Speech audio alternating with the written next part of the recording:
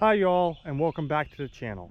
So I thought I would do an update on the garden and some of the trees and stuff.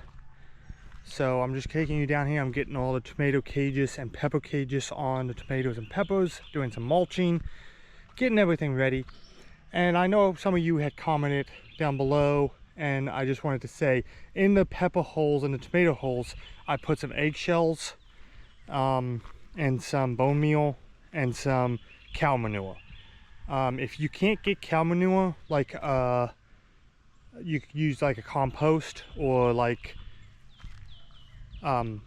fish meal is really high in nitrogen, just something to give them a little boost when they're young, getting started out. And that seems to do pretty good for them. You can see my row of raspberries down here that I planted last year. The deer ate some of them off, so some of them are looking a lot better than others, but they're coming along. We got to get finished mulching in here because the weeds are starting to come up.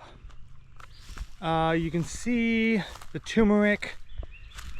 So we got to 6 degrees, and you mulch turmeric and it can survive and do great. So you can see here it all coming up looking great. Got some new varieties over here of the turmeric that I planted out this spring, so they're looking pretty good.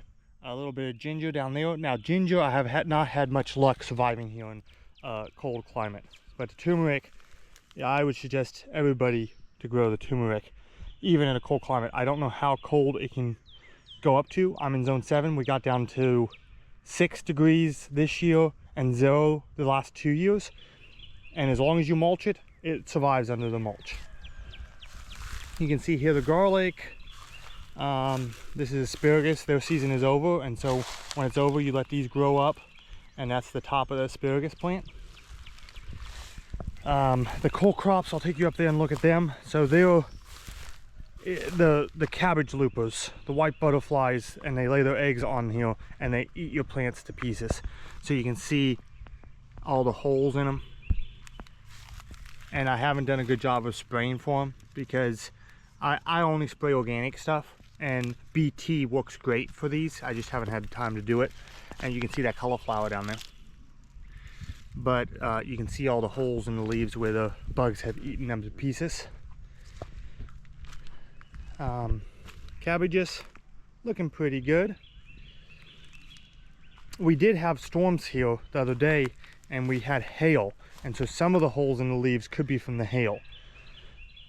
And we've been getting so much rain, we've been flooding here like crazy. Some celery. Celery doesn't do the great in the south, but it's a lot stronger than you would have it in the store. But it's like almost a totally different vegetable.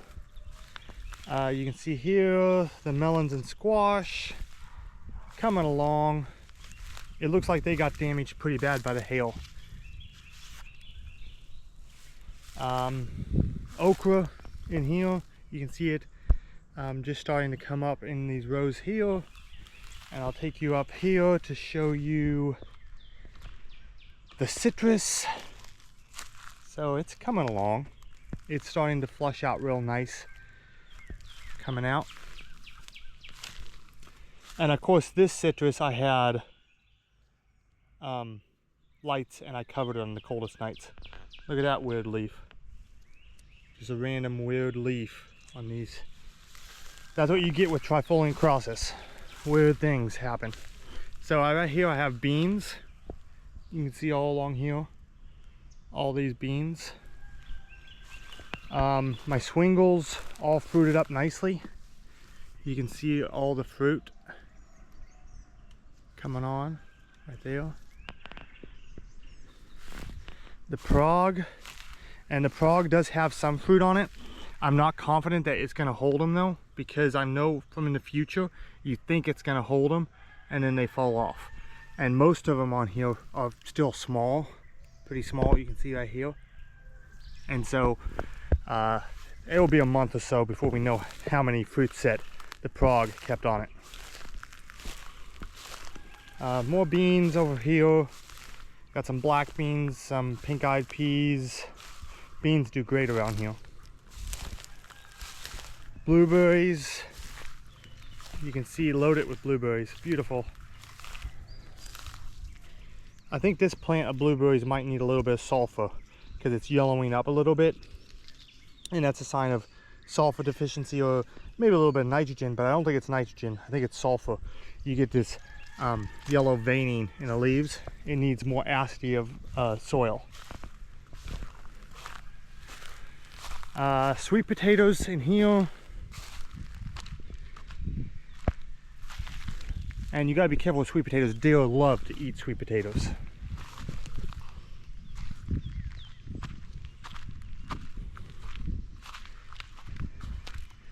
More turmeric coming up all over in here around my oranges, my citrus. This Thomasville doesn't look like it's coming back, which is interesting to me on the different Thomasville seedlings, how some of them are more hardy than others. Figs, which I think I need to thin these out a little bit, and I haven't been getting good fruit, but I did want to show you this down here because it's really interesting to me. I had this fig down here under this pine tree right here, and these all came back from the root. This down here came back from the top. I didn't mulch it. I mulched those ones. I did not mulch this. It was unmulched. It's under deeper shade, quite a bit of shade, and it did not die all the way back. Same variety, and it is putting figs on. So I don't know if it's because it was more protected from wind, maybe, but I mean, it's not that far away from those. So I don't know if it's just tucked back under the shade, or if the wood was more lignified, so it was hardier, but I didn't even mulch the ground. So that's interesting. It doesn't get as big because it's in more shade. So the plant does not get near as big or healthy as these ones. But if you don't get fruit, it doesn't really matter. These are the pomegranates the neighbor gave me that she just sprouted from seeds. I will say, I don't know for sure what this is, if any of you know what it is. So the pomegranate is getting all kinds of like warts along it, and this part of it looks dead. So I don't know if that killed it or what is going on with that. Drop down in the comments, let me know if you all know what that is. So tons more. I have lots more blueberries coming in here. Trying to catch armadillos with that trap right there. The armadillos tear everything to pieces. Cold hardy citrus along here that I'm experimenting with, different kinds and varieties. If you've seen my other videos, you know a little more on them. And I'll take you down here. So yeah, all along here. These ones I put lights on. The other ones, these ones back here, same varieties, I did not put lights on. And as you can see, died. So, and these are the C54 and C57. So they were definitely not that hardy here in zone 7. I have a few more here, and then you can see down here prickly pear cactus, and I did a video a little while back on the prickly pear cactus that I have another location, and it is loaded with fruit and blooms. This one looks to, it's not going to have any blooms.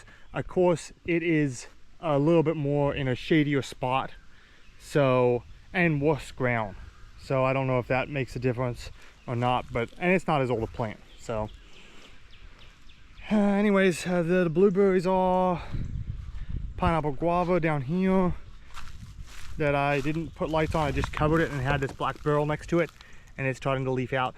I don't remember the variety. I have it written down somewhere, but this variety is a new variety from New Zealand that's supposed to have bigger fruit and still be cold hardy. So I'm pretty excited about that. Anyways, I just wanted to show you all this just update on spring, summer of 2025 of my garden and my fruiting bushes and fruiting trees. It's I love to grow things, and I know you all do too, and so I love to share and glean information off of different people as I watch YouTube, and I want to share what I learn to pass the knowledge on, because a lot of gardening and planting stuff is sharing and with just experimenting with what you have. And I know different climates are different, and so I'm in the southeast, and so very humid and hot in the summer, but still far enough north where we get cold. So I just want to share what I learned, and drop down in the comments, let me know what you all think, and we'll see you in the next one. God bless.